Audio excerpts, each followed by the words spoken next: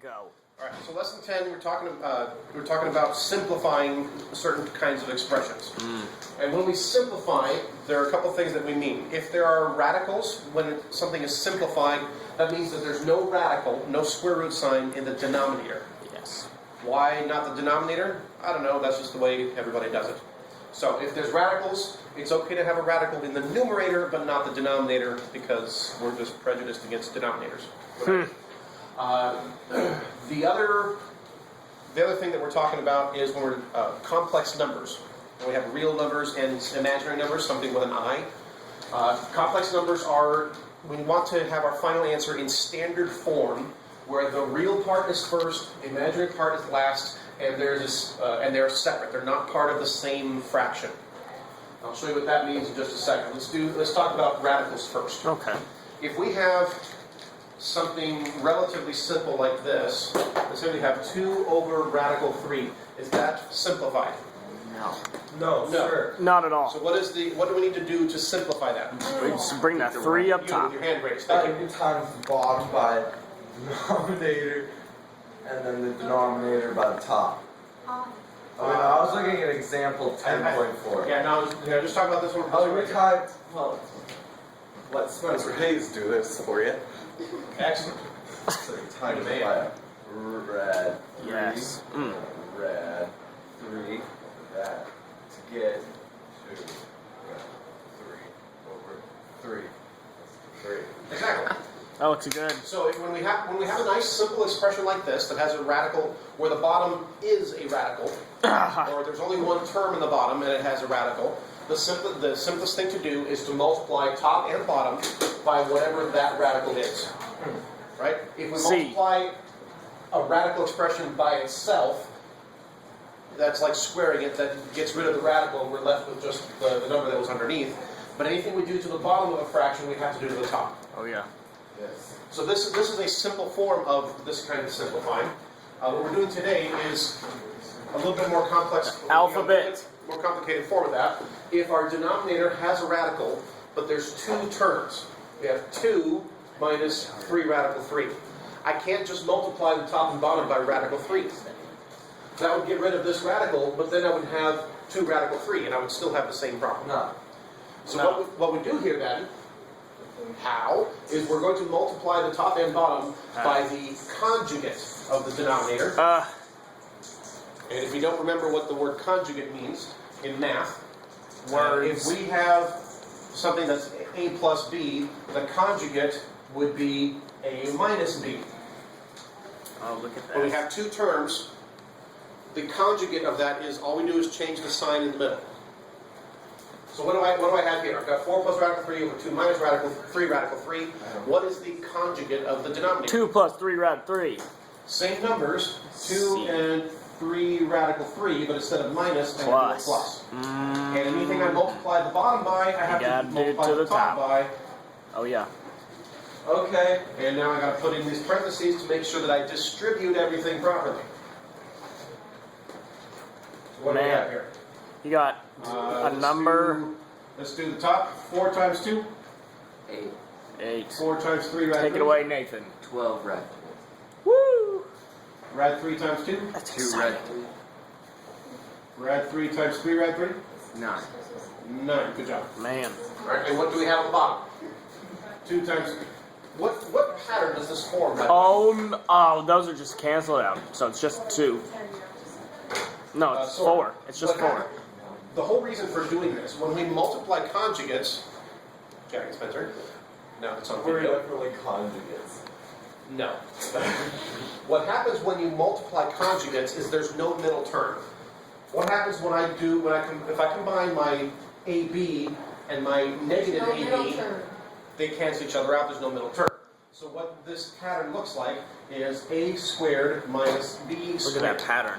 By the way, just to try to help ingrain this in your mind, you remember that the difference of 2 squares can be factored like this? That's that idea that you've seen before, I hope.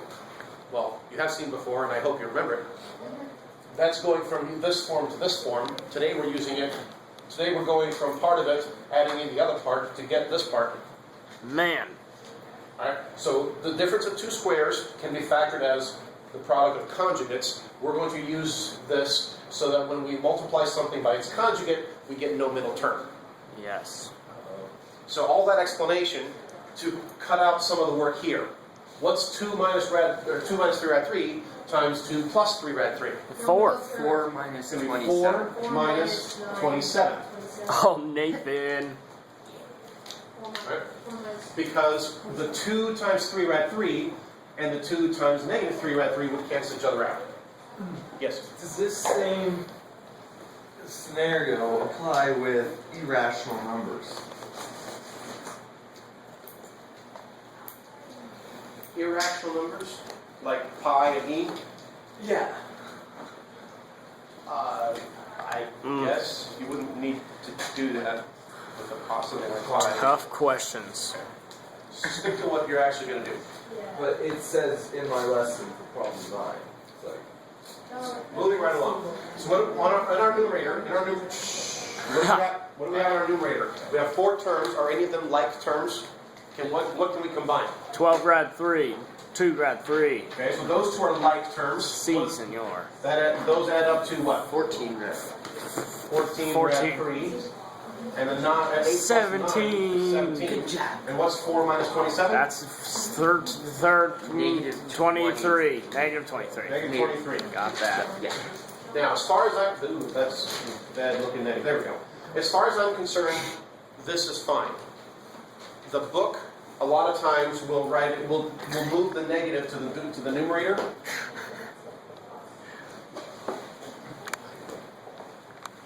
But either of those are fine. Look at The that. one on the left, I think, is simpler to do, That one and so and that one. the one on the left, I think, is simpler, and so I'm fine with doing it that way. If you are checking your answer in the book, it's probably going to look like the one on the right here. So just be aware that there is that difference, and I will accept either one. Any questions on that kind of problem? No. So notice I still have it as one big fraction, but at least now I don't have, in neither of these, do I have a radical on the bottom. I understand this fully. Excellent. Professor Hayes' approval. Gold star for you. I think you have a butterfly in you. All right, now the other thing, the camera back, so there we go. We're also talking about complex numbers. We need complex numbers in standard form, where the real part is first, the imaginary part is last, and they are not part of the same fraction. Well, this problem right here, we've got reals, imaginaries on the top, and on the bottom we have imaginaries and reals. So just a whole bunch of reals and imaginaries being mixed together, and you have no idea what's dream and what's reality, and we need some kind of totem to get out of this inception world, right? Ah, Okay. Boy. Now, what do I say early and often? reduce. Simplify, Sim- reduce, cancel, yeah. all those things. Words. So let's do this. Let's simplify top and bottom right off the bat. Can I do anything with the 2? No. How about negative I cubed? Plus, Yeah. That means that's plus I, Uh-huh. plus 2I to the 5th, plus That's 2i. plus is 2i. plus 2I. You can give those. Can I do anything on the bottom? No, no. No. No, 4 plus, but it should be 4 minus 2i. Gotta have While we're the- working the problem, it doesn't matter if it's not in the right order. Oh. But I don't like having a negative out front if I've got a positive here. Yeah. I'm going to go ahead and That makes do sense. this. But I you could do it. changed the I could do it the other way. No, the 4 is positive, and the 2I is negative. I just. sign. But when you're moving it up to the top. Oh, I'm not there yet. Let me scoot this over a little bit. 4 minus 2I. All right, so I've got real, imaginary, imaginary. I can simplify this one more time. What do I have? 2 plus 3i. 3I. All right, now we're going to do our technique of simplifying. Nice job. All right, Paul, what am I going to multiply the top and bottom by? 4 times 4 plus 2i. 4 plus 2I is what I need to multiply the bottom by because that's the conjugate of the denominator. Anything I do to the bottom, I have to do to the top. Got to do it there also. It's a good idea to write in those parentheses to make sure that you keep track of things. And now we distribute. 2 times 4. 2 times 2I. 4i. Ah. Good job. 4 i's. 3I times 4. 12i. And 3i times 2.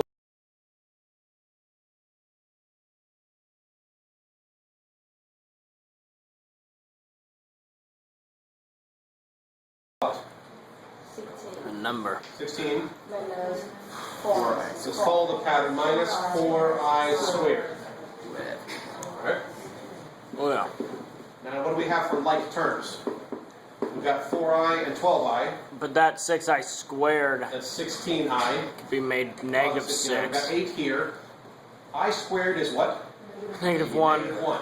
So plus 6i squared is the same as negative 6. So it's 8 minus 6 is 2. It's, yeah. Over, we have 16. See, minus 4i squared is the same as saying 20. That's plus plus 4. 4. So 16 Wow. plus 4 is 20. Now that we have the bottom as one real number, now we can split. Now we can split this. 2 over 20 plus 16 over 20 with our I to the side here. And then finally, at the end, make sure you reduce everything. 2 over 20 reduces 1 2. over 10. 1 over The 10. number.